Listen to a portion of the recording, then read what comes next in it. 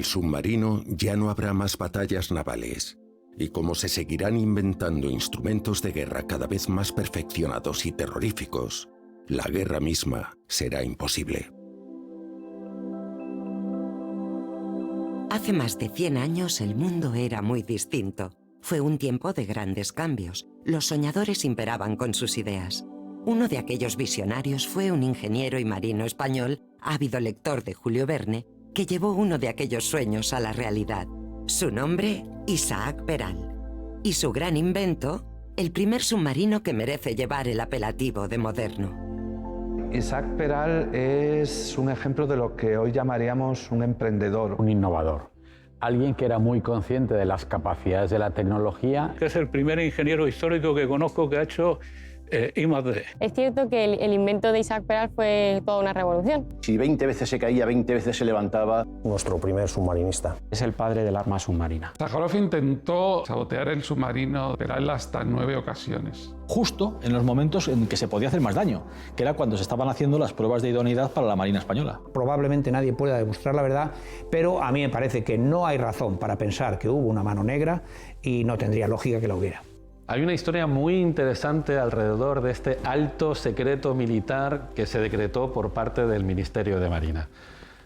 Todo el mundo en Europa conocía los planos.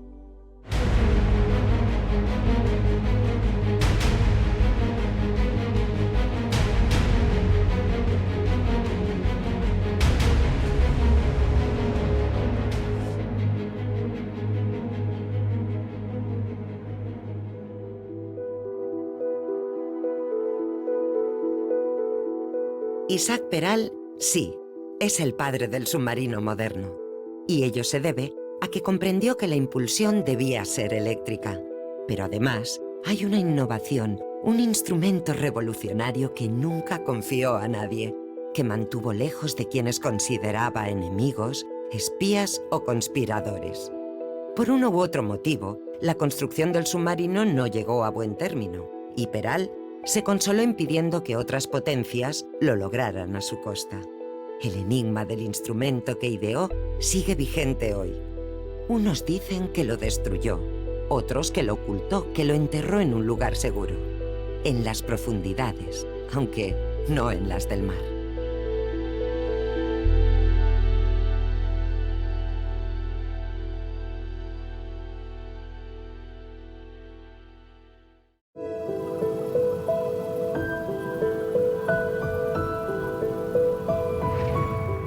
Hay que decir que el hombre ha tratado de retar a la naturaleza desde la antigüedad, desde siempre, ¿no?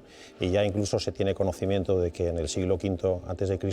pues ya había intentos, ¿no?, de meterse bajo del agua. De hecho, en la época de Alejandro Magno, año 332 a.C., se hizo una prueba con una campana de vidrio en la que se sumergía una persona para demostrar que podía llegar a explorar ese fondo, pues en este caso de un lago. La navegación submarina como tal nace muchísimo más tarde, posiblemente en el siglo XV con Leonardo da Vinci, que crea primero un traje de buzo rudimentario pero que funciona, y después idea una nave submarina que ya sí puede guiarla para ir desde el puerto de Venecia contra la flota turca que está, bueno, haciendo un bloqueo a este puerto, y él mismo pensaba que podría barrenar los buques. Los siglos posteriores son de transición, pero siempre está presente en la idea del ser humano conseguir esa nave submarina. Esa nave submarina que a veces es tan rudimentaria como una barca dada la vuelta que utilizaban los cosacos del Volga, apareciendo de repente delante de sus enemigos y atacarlos. Hay algunos episodios importantes, interesantes. Uno de ellos, un holandés, convence a los ingleses de que un aparato submarino pues puede tener interés posiblemente para la guerra. Adentrándonos más hacia adelante en el tiempo, siglo XVII, siglo XVIII, pues realmente son numerosos los intentos de adentrarse en el fondo del mar y tratar de buscar un sumergible apto primero para la investigación y luego para el combate o para la guerra, ¿no? Como todas las aventuras humanas, por supuesto, la búsqueda de la nave submarina se ha cobrado sus víctimas, esos mártires que han muerto intentando conseguir el submarino que hoy conocemos. Personas que han muerto además en condiciones a veces bastante tremendas, ¿no? Porque ha sido por aplastamiento, por la presión, ha sido por ahogamiento. El siglo XIX, estamos hablando de un siglo de la primera y segunda revolución industrial, donde son numerosísimos los inventores.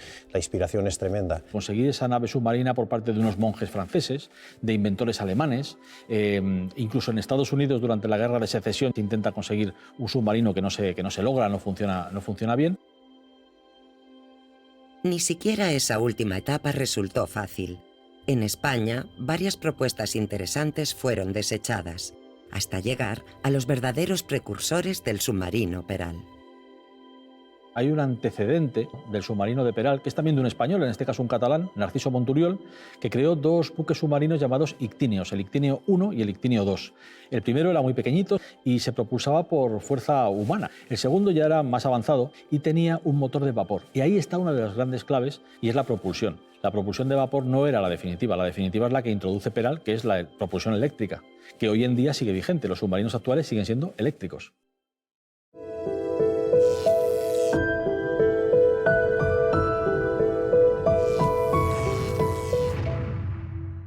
En el siglo XIX, la energía eléctrica era tan misteriosa como casi un siglo después la energía atómica o la energía oscura hoy.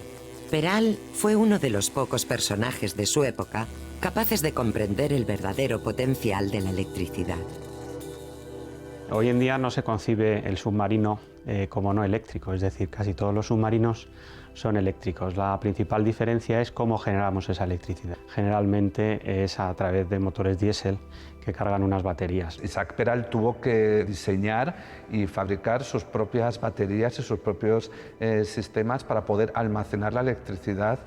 Él, que en principio pensó en gas, pues saltó a la energía eléctrica, porque vio dos ventajas fundamentales, que es la que tiene un submarino hoy en día. La primera es, son silenciosos y la energía eléctrica te permite ser silencioso y sobre todo te permite disponer de toda la potencia, que es algo clave que tiene que tener un submarino a la hora de realizar su misión. Con todo, la innovación de Isaac Peral no prosperó. ¿Por qué? ¿Por la época? ¿Por ser español? También hubo otras cuestiones más graves. Presumiblemente, corrupción, espionaje, mano negra, a lo que llegaremos más adelante. Por ahora, quedémonos con una somera descripción del submarino Peral. Tenía dos motores de 30 caballos que se alimentaban por baterías, incorporaba sistemas de regeneración de aire, e incorporaba bombonas para poder respirar, incorporaba armamento, en particular era capaz de transportar 3 torpedos. Era capaz de sumergirse a 30 metros, que en aquella época era más que suficiente para no ser detectado. Los problemas fundamentales que tuvieron los submarinos y sobre todo los prototipos de aquella primera época eran los referidos al trimado del buque, es decir, el proceso por el cual en inmersión no mantienen la estabilidad. Para bajar a 30 metros de profundidad, Isaac Peral desarrolló el aparato de profundidades que, ayudado por un péndulo, le permitía mantener el submarino en estado horizontal. El aparato de profundidades. Recordemos este nombre. Se trata de la más importante innovación de Peral al respecto de la navegación submarina. El instrumento misterioso que nunca apareció tras su muerte. El aparato de profundidades resolvía dos problemas. Uno, el del nivel. Si tú en tierra o en un submarino quieres mantenerla horizontal, puedes usar un nivel, pero necesitas a una persona observando que la bolita esté entre los márgenes. Pero claro, él quería resolverlo de forma automática. Y hay otra forma de hacerlo, que fue la de utilizar un péndulo. Yo tengo aquí una plomada. Esta plomada apunta siempre al centro de la Tierra, por tanto siempre está vertical. Tú solo tienes que mantener el submarino perpendicular a la plomada. Esta plomada lo que hacía era accionar, cerrar dos circuitos, como quien acciona un interruptor, que cuando el submarino cabeceaba de proa, accionaba este circuito, lo cerraba y activaba las hélices de profundidad que compensaban ese cabeceo. Y si era al revés, pues se invertía el movimiento. La segunda gran novedad del aparato de profundidades es que también era capaz de mantener la profundidad. Lo hacía a través de un manómetro, que son los aparatos que miden la presión. Él instaló un sinusoide, que era un manómetro, y que conectaba con el mar. Si variaba la profundidad, variaría la presión y también variaría la longitud del sinusoide, que empujaría el péndulo, tiene forma de martillo, y accionaría las hélices para, en ese caso, corregir eso, que esta vez lo que corrigen sería la profundidad del submarino. El único tema que no compartió Isaac Peral fue su aparato de profundidades, que él mandó destruir personalmente porque no quería que estuviera disponible. Eso es lo que se dice. Pero, ¿seguro que lo mandó destruir? Ya veremos. Ahora conviene echar la vista atrás.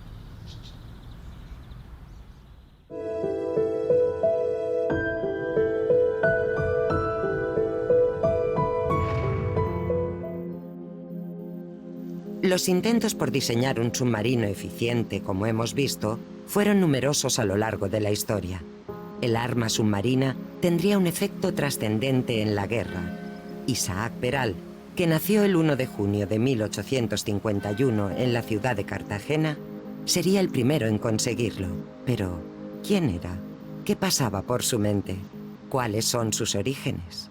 Los orígenes de Isaac Peral son fundamentalmente que es hijo de un marino, de un oficial de la artillería naval, que es un cuerpo que existía en aquella época, y nieto de otro oficial de la artillería naval. El influjo del entorno y de la familia hizo que los tres hijos varones de Juan Manuel Peral, Isaac Peral y sus dos hermanos, ingresaran a la Armada. Él ingresó con 14 años.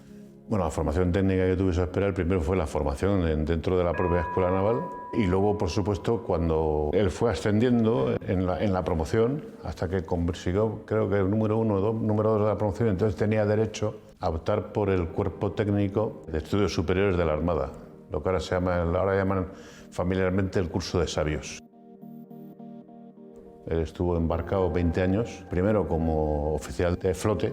Por lo que sabemos, recorrió todos los mares y todos los océanos del mundo. Luego estuvo destinado una temporada en Filipinas, luego estuvo destinado en la Guerra de Cuba, donde entró en acción, y luego estuvo en la Guerra de Carlista. El director del observatorio, que era también el director de la Academia de Ampliación de Estudios, enseguida se fijó en él y lo reclamó en cuanto pudo. Le ofreció la cátedra de física y la de química. Él hablaba inglés, alemán y francés. El tiempo que tenía libre se dedicaba a estudiar. Peral tuvo mala suerte en muchos aspectos de su vida. Quizá el principal fuera la salud. Sus problemas comienzan durante una parada en Filipinas. Durante aquella parada en Filipinas, Peral tiene problemas de salud que, al quedarnos tan lejos, la verdad que son algo imprecisos. De tal manera que tuvo una primera intervención a cargo de un cirujano menor, un barbero, una persona con una formación escasa, y probablemente, si se trataba de un cáncer, al no ser correctamente eliminado, tuviera alguna diseminación a distancia.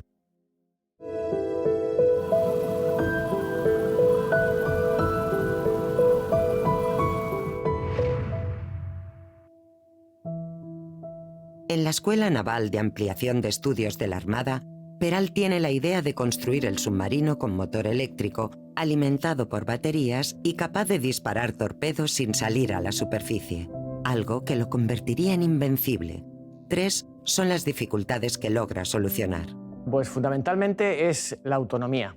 La autonomía que se basaba en tener una propulsión que le permitiera recorrer distancias bajo el mar. En este caso, el submarino Peral era capaz de recorrer, estamos hablando del siglo XIX, del final del siglo XIX, hasta 150 millas en inmersión con la capacidad de la batería que tenía. Y la otra era que el personal, la dotación del submarino, fuera capaz de respirar a bordo en un ambiente confinado y sin aire del exterior. Esos dos problemas los solucionó Peral, uno con las baterías, como dije anteriormente, y otro con un sistema de purificación de aire. Pues lo que tenemos aquí es la simulación de lo que sería el sistema de absorción del dióxido de carbono. Todo el aire que la tripulación respira se hace pasar a través de cal, y esta cal absorbe el CO2, de manera que si pasase algo de CO2 a través del absorbedor de CO2, esta disolución cambiaría de color.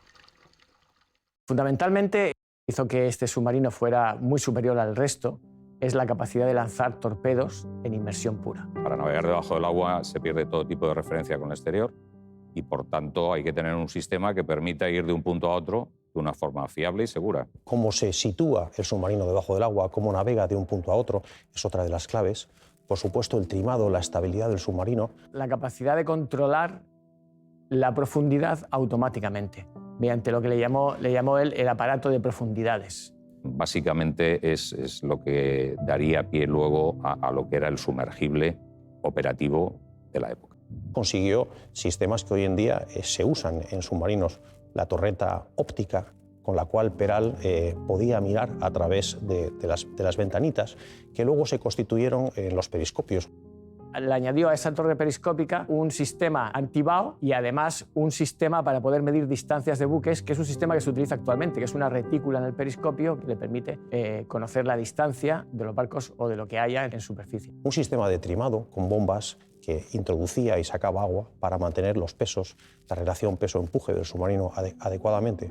Son muchas las contribuciones de Peral y muchas las innovaciones, como se ve. Teniendo en cuenta que Thomas Alva Edison había inventado la bombilla 6 o 7 años anteriormente, tuvo que meterla a bordo para poder ver en un ambiente totalmente confinado, en un puro de metal totalmente cerrado y debajo del agua. La velocidad, la maniobrabilidad del submarino Peral superó con creces la de otros competidores. Hay que tener en cuenta que Peral consigue algo tremendo. En un solo año contribuye a una plataforma de guerra que es la principal característica del submarino, que es la discreción. Ese es el concepto innovador, porque en aquel entonces incluso hay gente que llega a pensar que la guerra submarina es una guerra innoble. Todo se basaba en la potencia artillera, en el tamaño y en la coraza de los barcos y sobre todo en la estrategia de los mandos, de dónde colocar a las fuerzas navales y cómo maniobrar con ellas para llegar a ganar un combate, ¿no? Adelante uno. Abierta. De orden mía, sumergir el barco. Pero volvamos a la dura realidad de finales del siglo XIX. En 1885, España está a punto de entrar en guerra con Alemania, que reclama la posesión de las Islas Carolinas, un archipiélago en medio del Pacífico.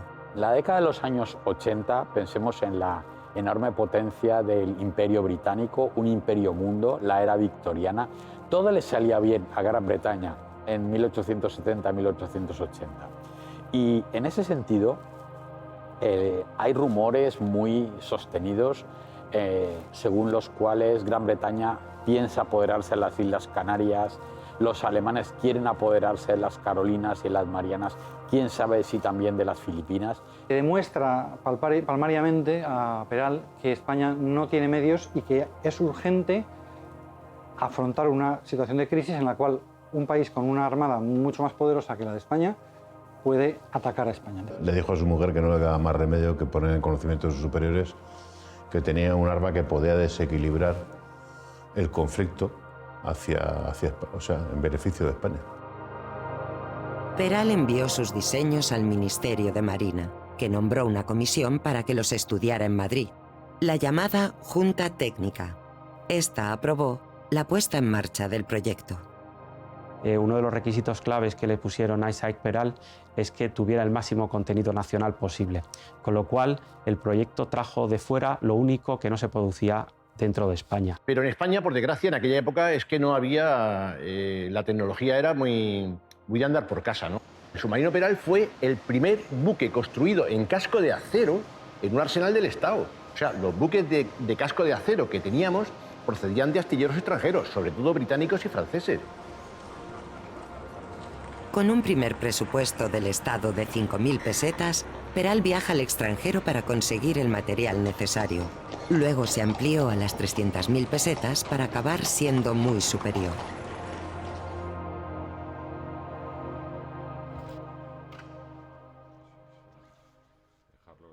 Peral tuvo que comprar todos sus equipos en el extranjero, porque Peral lo que hizo fue comprar lo último en tecnología, y esa tecnología en España no la teníamos. Entonces no tuvo más remedio, sobre todo, que irse a Londres a comprar el acero, que era Siemens, de la casa Tenaut, comprar los motores Smith y un montón de equipos de medida como voltímetros, amperímetros. Tuvo que ir a Berlín a comprar el tubo lanzatorpedos. En Bruselas compró las mejores baterías que había en el mercado. En Bélgica se compraban y se adquirían también dinamos. La óptica era de procedencia francesa. Por supuesto, la chapa, el acero, los ejes, las hélices. Y con todo eso, pues pudo empezar a construir su submarino.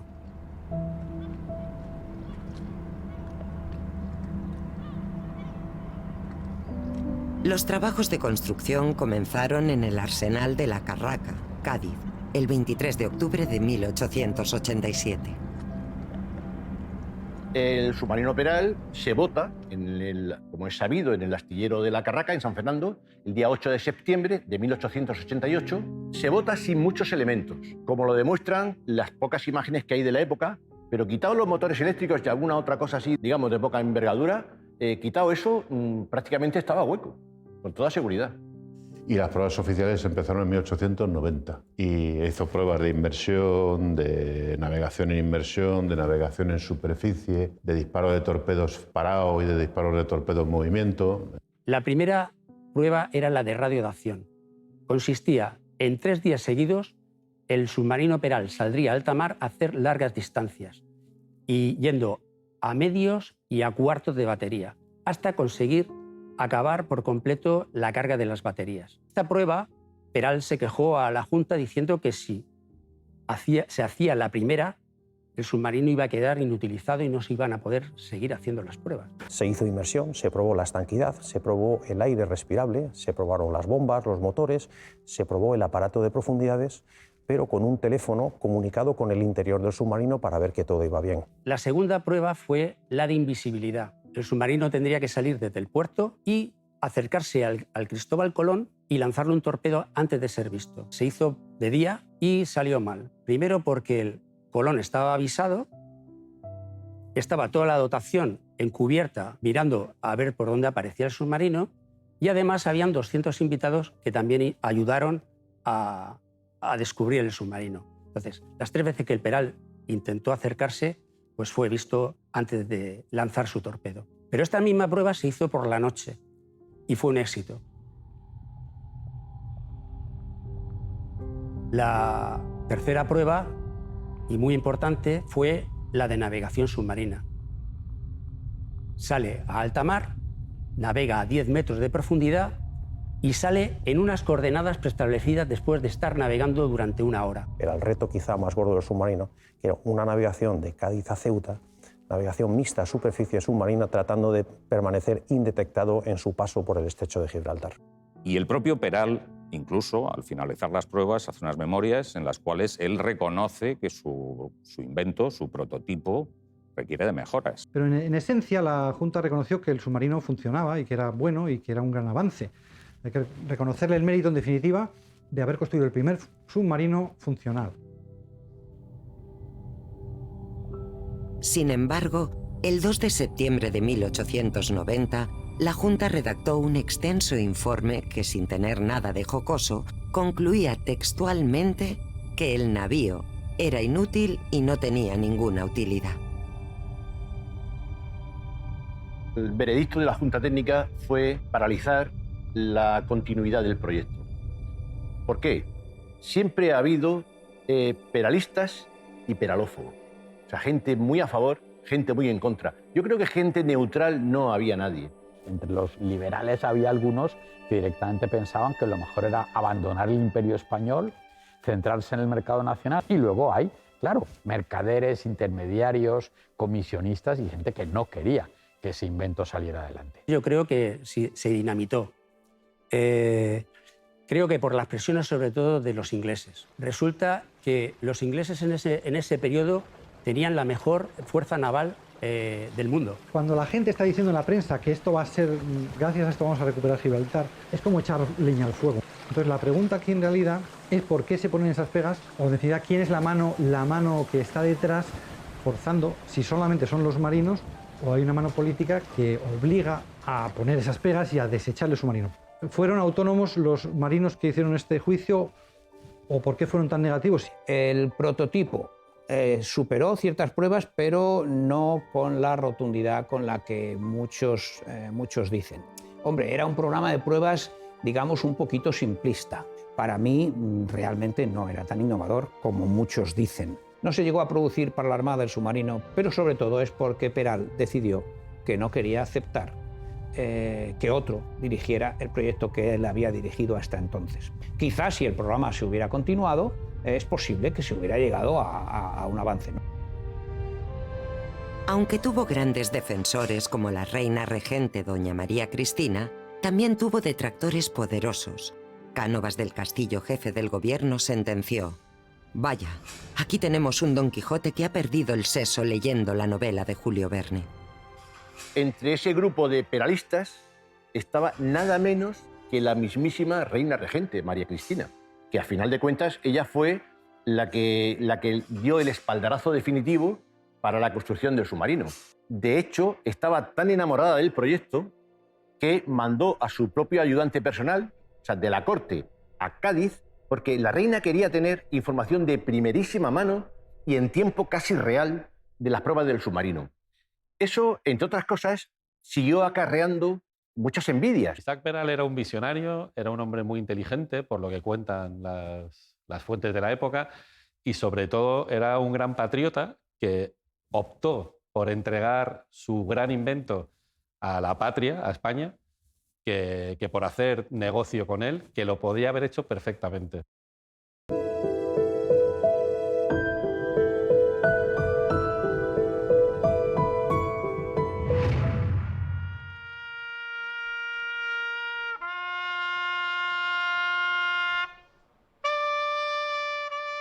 El 30 de abril de 1898, la flota norteamericana entra en la bahía de Cavite, Filipinas. El 3 de julio, el almirante Cervera pierde toda su flota en Santiago de Cuba. Es el final de la guerra hispano-estadounidense que acabó con los últimos vestigios del Imperio español. ¿Pudo el submarino Peral haber cambiado el curso de los acontecimientos?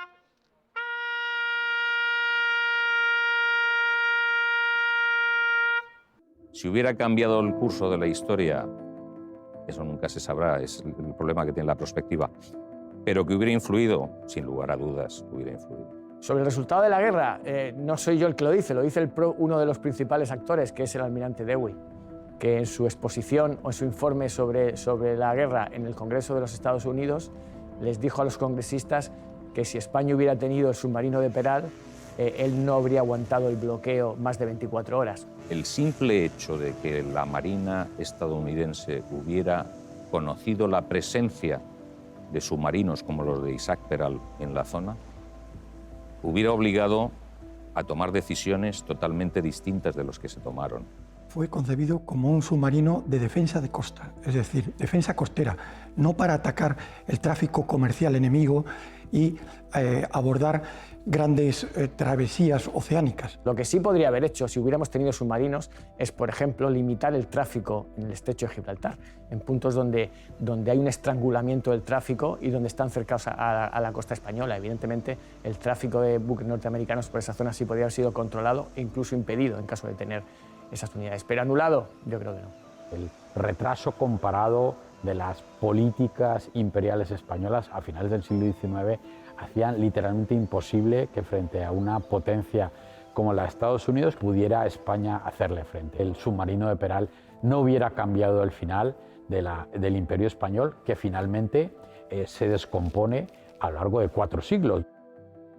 Con cierta euforia, la prensa española se hizo eco de un modo un tanto temerario de esa nueva arma secreta que se estaba gestando. Me parece muy importante la repercusión mediática que tuvo el submarino Isaac Peral en el siglo XIX, en un país que estaba terminando de perder o de ser potencia, ¿no? Con lo cual vieron en el submarino Isaac Peral una forma de recuperar el terreno perdido. Y entonces nació lo que hoy llamaríamos merchandising de piezas o de elementos relacionados con Peral y con el submarino.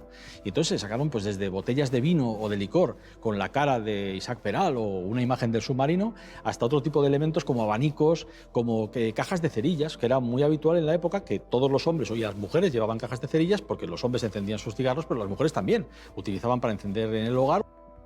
Cajas de puros, papelitos, por ejemplo, para también enrollar los cigarrillos, todo tipo de elementos destacados para, o argumentos de venta o incluso de coleccionismo.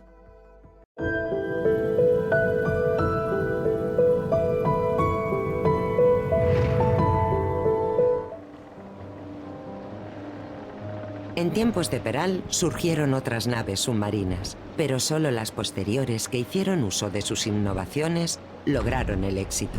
Sobre todo, los submarinos alemanes, los temibles U-Boot. que hicieron estragos en los mares durante la Primera Guerra Mundial.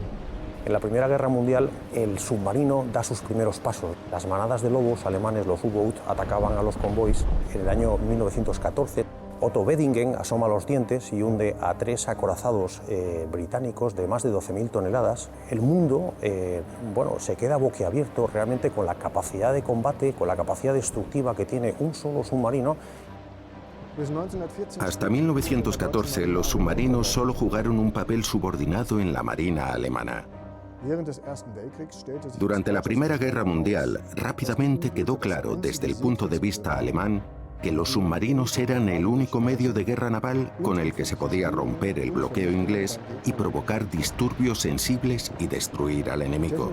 Desde un punto de vista técnico, el submarino fue, y es sin duda, un invento altamente innovador que cambió la imagen de guerra naval clásica que había imperado hasta entonces. Los desarrollos tecnológicos promovieron y ampliaron las opciones operativas de acción e ideas en la guerra naval. Desde estos submarinos de principios del siglo XX hasta hoy, los más modernos siguen siendo herederos del ideado por Peral.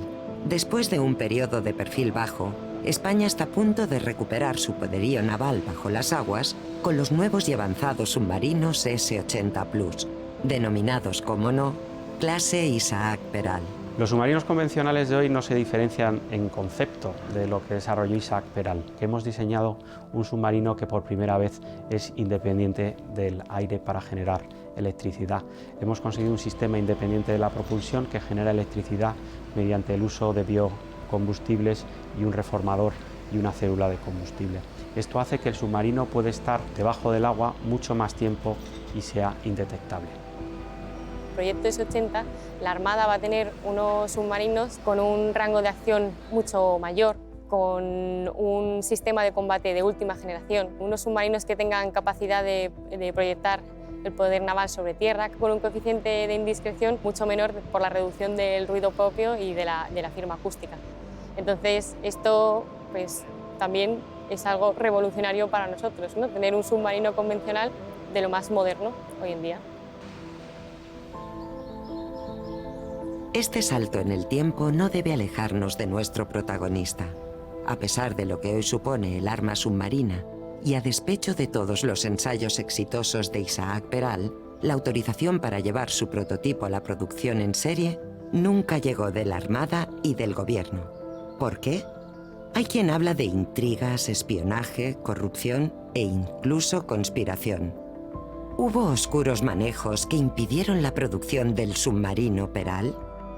Lo que sí que se sabe es que de un día para otro, Cánovas del Castillo decidió zanjar el invento y ahí pues se quedó aparcado, hasta el punto que el submarino Peral quedó aparcado en los astilleros de Cádiz, usado como retrete, que yo creo define muy bien lo que fue este gran proyecto.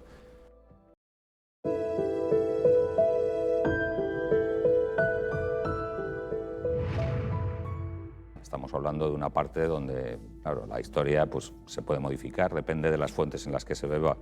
La historia dice una cosa o dice la otra. Hay un personaje muy famoso en aquella época, que incluso está en algún cuento de Tintín, aparece, que es Basil Zaharov. En La oreja rota. No aparece como Basil Zaharov, aparece como Basil Bazarov. Pero es un traficante de armas que pone de acuerdo a dos países para que monten una guerra y al mismo tiempo les vende armas a esos dos países que están en conflicto. Basil Zaharov, una figura siniestra a quien llegaron a llamar el hombre más malvado del mundo, que el genial Orson Welles retrató en su película Mr. Arkadin. Soy un imbécil. Mi querido amigo, ¿por qué dice usted eso? Baronesa, imbécil es el hombre que paga dos veces por una misma cosa. Este es un mercenario, un traficante de armas, que era conocido como el mercader de la muerte, y parece ser que él estuvo medrando para que rechazaran el proyecto de Peral. Las evidencias históricas nos muestran que, en efecto, hubo una filtración y, bueno, mercaderes de armas interesados, ministros de Marina, comillas, traidores. Yo no puedo negar la existencia de una mano negra. De hecho, evidentemente, es claro que hubo, digamos, dos bandos. Un bando que favorecía la construcción, el proyecto en general, y había otro bando que se oponía. Hay una historia muy interesante alrededor de este alto secreto militar que se decretó por parte del Ministerio de Marina. Todo el mundo en Europa conocía los planos. Hay un nombre que ya hemos escuchado, Vasil Zaharov, para algunos un actor crucial en esta historia. ¿Qué intervención se le atribuye? Y sobre todo, ¿quién era en realidad? Vasil Zaharov fue uno de los hombres más misteriosos del mundo. Era un traficante de armas y por lo tanto tampoco le interesaba mucho estar en el ojo público. Hizo un poco de todo, o sea, desde guía turístico, pues que timaba a los turistas con el cambio, lo cual le ayudó mucho a hablar muchos idiomas. Era un hombre que una de sus principales armas es que era un políglota tremendo, hablaba 9 idiomas. E incluso fue bombero, pero un bombero un poco peculiar, porque estos bomberos lo que hacían era provocar incendios para luego apagarlos y quedarse con parte de la mercancía o de lo que podían encontrar en las casas, ¿no? Una de las herramientas principales de Zaharov en su trabajo era lo que hoy denominaríamos los fake news. Colaba en un periódico en Francia una noticia sobre fabricación de armas en Alemania y esto provocaba que el propio Parlamento pidiera la compra de más armas, ¿no? Él tenía a sueldo a una gran cantidad de periodistas e incluso tenía en propiedad medios de comunicación, como fue el periódico Excelsior. Este señor se dedicó sistemáticamente a boicotear todos los inventos relacionados con el armamento que podían hacerle daño a su negocio. Y este señor, curiosamente, Vasil Zaharov, llega a España poco después de la muerte de Alfonso XII, cuando parece que el submarino empieza a crear ciertas expectativas y cuando parece que va a ser un hecho cierto que España va a contar con un arma como el submarino de Perón. Zaharov llevaba tiempo buscando un submarino que fuera realmente operativo.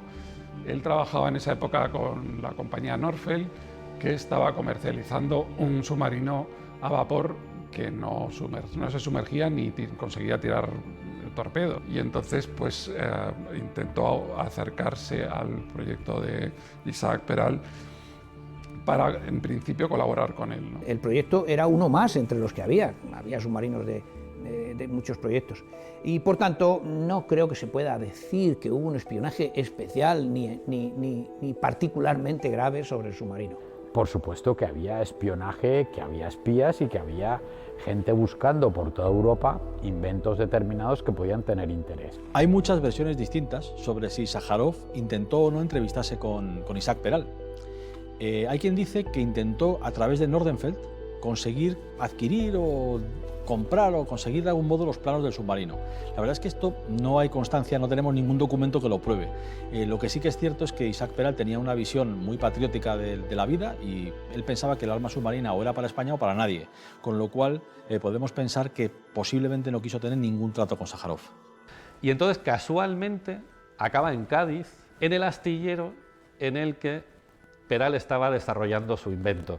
Se sabe porque alguien lo reconoce, alguien lo denuncia y la prensa local de Cádiz en ese momento pues parece ser que recoge que alguien relacionado con la industria, las armas inglesas, se ha metido en el astillero, ha entrado dentro del submarino y ha estado tomando notas respecto a ese invento y al desarrollo y a la construcción de ese submarino. En uno de nuestros archivos, concretamente en el del Viso del Marqués, en Ciudad Real, pues hay un documento muy interesante de una docena de páginas, que es un informe que el almirante del Arsenal de la Carraca solicita información, pide que le den un informe acerca de ese incidente, dice él, ese incidente que ha ocurrido con 2 individuos extranjeros que se han introducido en el interior del submarino. El almirante quiere, pues eso, que ruede alguna cabeza, que alguien entró en el mea culpa.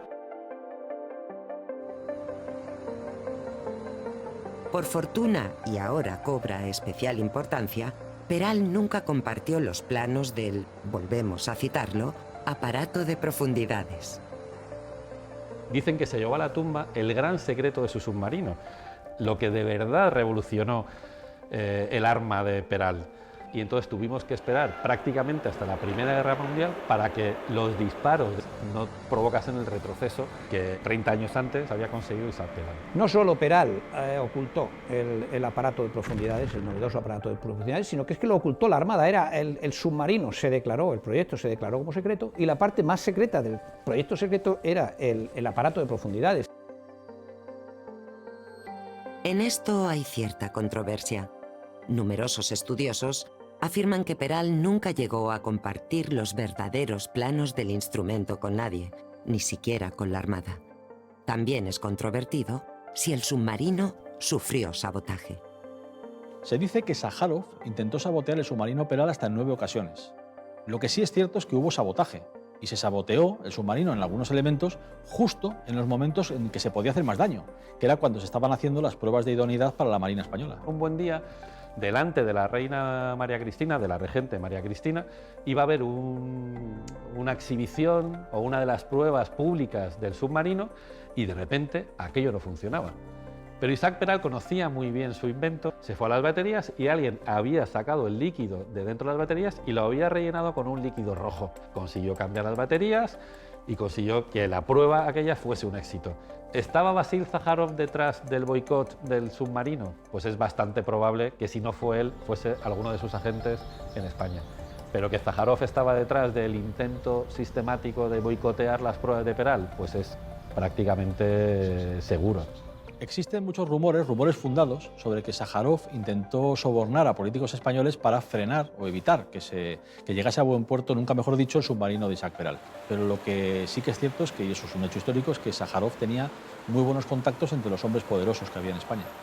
Se instala en Madrid y tiene la fortuna de que conoce a María del Pilar Muguiro, que es hija de un banquero, el señor Muguiro, es sobrina de Segismundo Moret, que es la mano derecha de Sagasta, y está casada con Francisco de Borbón y Borbón, con lo cual de un plumazo Vasil Sájarov se relaciona con las finanzas a través del padre, con la alta política a través de Segismundo Moret y con la aristocracia a través de Francisco de Borbón y Borbón.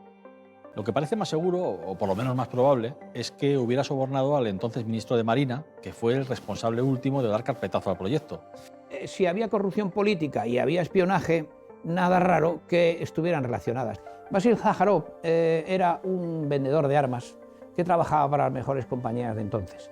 Y lógicamente se movía por todos los ambientes porque le vendía armas. Casi todo lo que se dice de Vasil Sájarov se puede considerar también como cosas que se dicen y que no están demostradas tampoco. La relación de Sájarov con España se cimenta gracias a su relación con María del Pilar Muguiro y Berruete, que a la vez estaba casada con un primo de Alfonso XII. Francisco Borbón, que así era su nombre, tenía muchos desarreglos emocionales y Sájarov aprovechó la circunstancia y la convirtió en su amante, hasta que finalmente murió Francisco de Borbón en 1923 y pudo casarse con ella, a pesar de que ese matrimonio solamente duró unos meses porque ella falleció poco después. Sájarov murió en 1936 en la cama, como pasa con muchos de estos grandes delincuentes. Lo curioso de toda esta historia es que este trío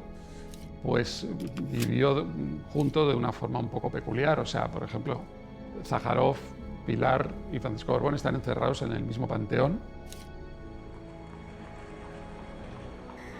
Sea Sájarov responsable o no del fracaso del submarino, lo cierto es que Peral acabará sin lograr su objetivo de dotar a España de esa poderosa arma. Y se suma a ello un episodio que le llevó a dejarlo todo y abandonar la Armada. En el otoño de 1889 tiene lugar la famosa Exposición Internacional de París, que es cuando se va a inaugurar la Torre Eiffel, ¿no? Peral se dirige al almirante de Cádiz y le pide permiso para desplazarse a París, porque allí puede ser que haya algo que sea de aplicación al submarino. Allí está 8 o 9 días, allí recibe homenajes por activa y por pasiva, porque su fama ya había traspasado los Pirineos, y cuando regresa, vía férrea, cuando el tren para en el apeadero de Sevilla, se entera de que el ministro de Marina le ha sentado muy mal que él fuera a París sin el consentimiento, o por lo menos sin el conocimiento previo que tenía que haberle pedido permiso a él, ¿no? De modo que cuando el tren llega a San Fernando, lo apresan, lo meten en prisión a la espera de juicio.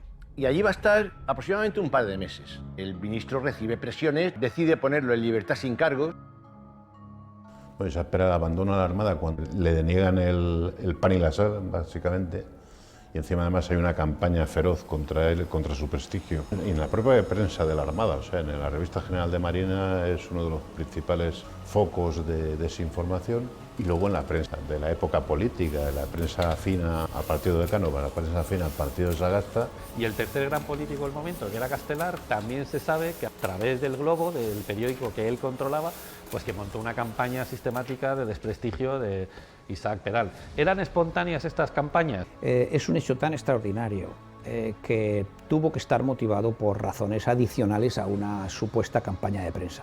Había un enfrentamiento político muy grande que tomó como bandera a Peral, con o sin consentimiento de Peral, no entremos en eso. Se mezcla ahí un poco el desprecio auténtico con su personalidad.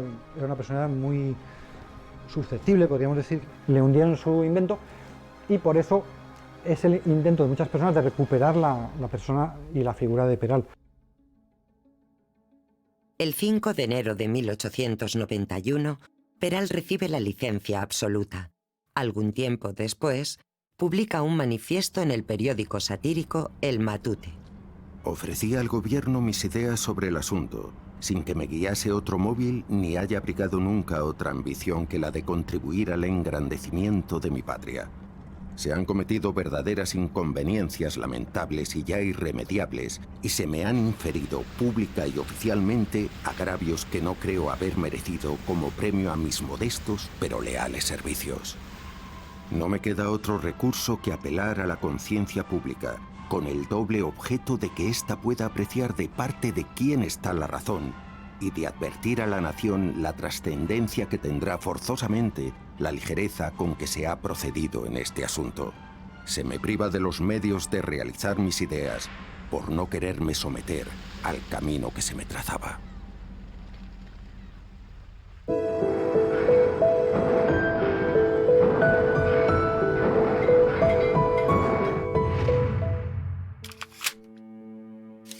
Tras dejar la Armada ya como civil, Isaac Peral recuperó su espíritu emprendedor, olvidó, o trató de olvidar, los sinsabores del submarino y volvió a sus orígenes, mejorar el aprovechamiento de la energía eléctrica. Él claramente se dedica a pensar en esa España llena de carencias de finales del siglo XIX. En la última etapa de su vida, él tuvo un enorme interés en el desarrollo de los núcleos urbanos y el servicio de la luz eléctrica. Tiene la visión y la capacidad de entender que hace falta electricidad, hace falta electrificar hasta los pequeños núcleos poblados de España para poder ponernos al día. Quiere hacer borrón y cuenta nueva, quiere resetear su mente, entonces coge a su familia, coge los planos del submarino, la bandera del submarino y se instala en Madrid. Entonces se va a dedicar, a partir de ahí, a explotar sus amplios conocimientos de electricidad. Pues además de desarrollar toda una serie de baterías y de componentes eléctricos, patentó toda una serie de aparatos y entre otras cosas pues patentó un proyector luminoso, una ametralladora eléctrica e incluso una bicicleta eléctrica.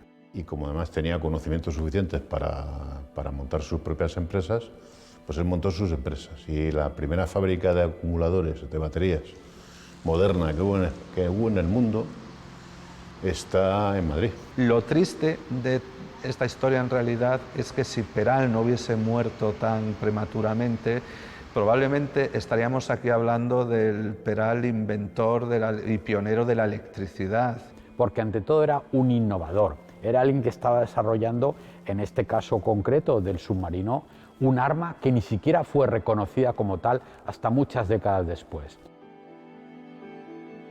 A pesar de todo lo que tuvo que sufrir en su vida y de lo pronto que se fue, Isaac Peral no murió por el efecto de ninguna mano negra ni fue víctima de la conspiración.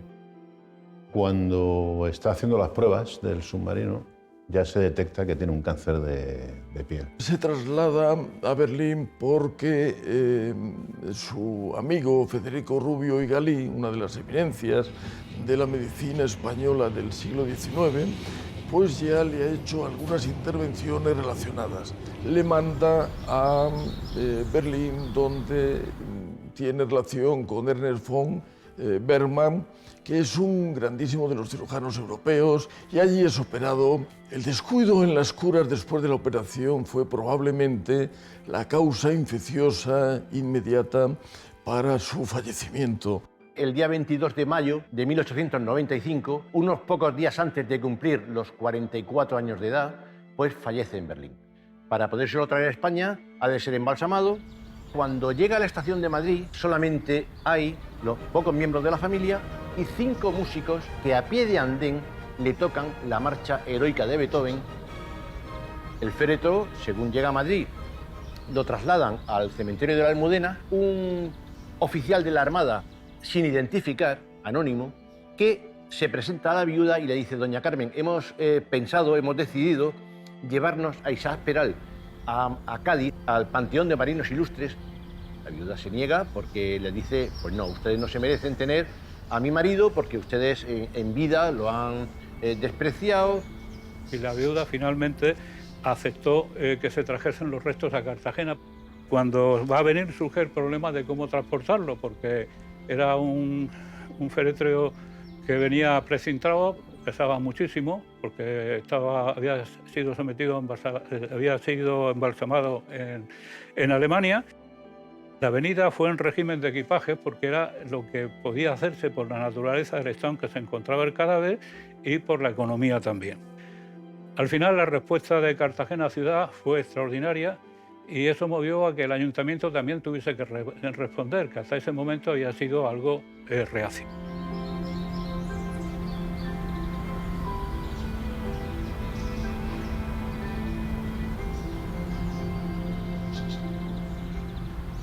España no agradece a veces los méritos de sus ciudadanos y a veces son otros países los que nos descubren los méritos que han tenido. En el caso de Peral pienso que fueron especialmente Argentina y Alemania los que le honraron su memoria con el tiempo y reconocieron su mérito.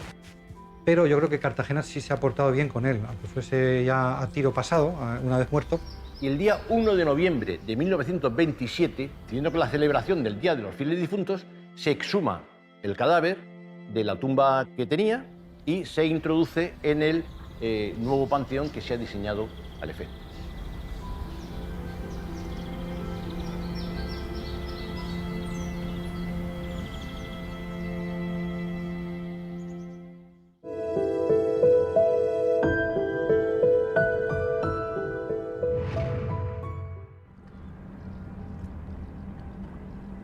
Peral murió, pero su historia no acaba ahí.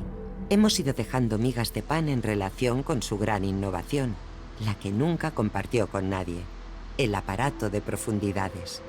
¿Qué fue de él? No hubo nunca un comunicado oficial. Lo que sí hubo fue cuando a Peral le dan la orden de que debe entregar todos los cargos del submarino, él hace una relación. Bueno, pues en esa relación de objetos que él entrega, que son muchísimos, no se menciona para nada el aparato de profundidades. A mí realmente me extraña muchísimo que, siendo Peral la persona meticulosa que era para todo lo que hacía, si realmente lo hubiera entregado, no lo hubiese reflejado. Lo que sí es cierto es que la versión popular, digamos, era que los propios colaboradores de Peral, los 5 oficiales del submarino, construyeron este aparato de profundidades. Por supuesto que eso hubiese sido con el consentimiento del propio Peral, pero a mí eso me sigue sin cuadrar.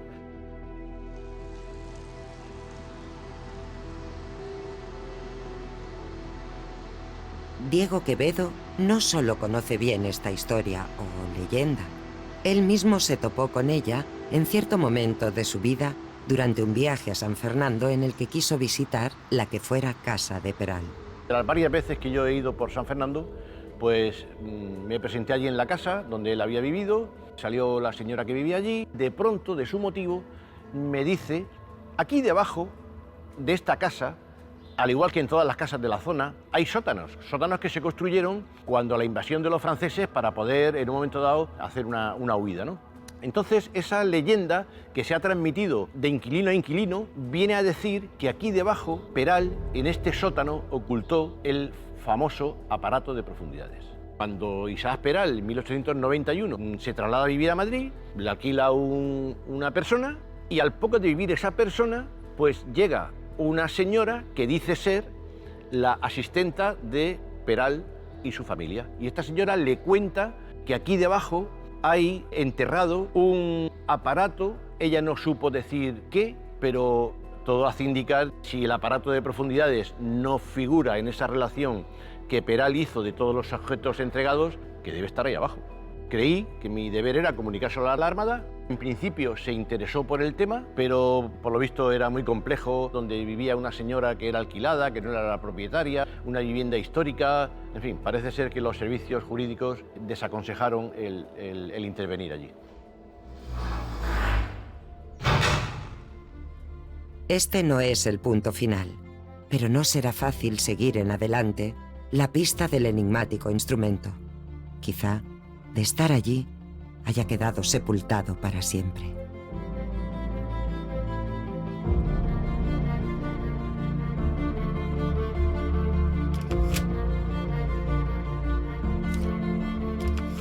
Isaac Peral murió prácticamente arruinado y sin lograr que se llevara a la práctica su nave submarina, que pudo haber cambiado en mayor o menor medida la historia de España.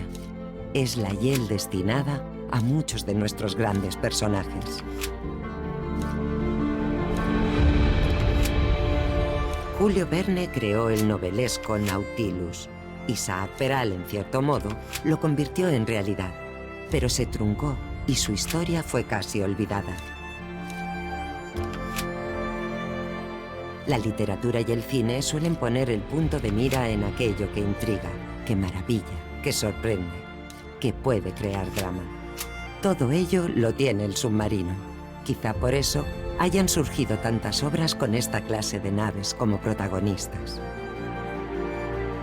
Solo nos queda insistir en que no debemos olvidar a Isaac Peral. Fue un hombre grande que soñó con traer a este mundo material, la materia de los sueños.